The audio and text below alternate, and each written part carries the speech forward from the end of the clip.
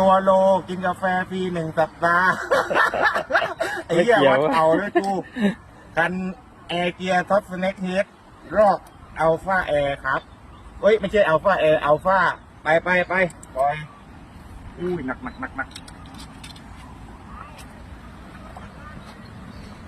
จะโยนเลยเหรอ เฮ้ยอายุมั่นกว่านี้เยอะเกิน ไม่รู้เดี๋ยวก็ไปนะไปแล้ว บ๊ายบาย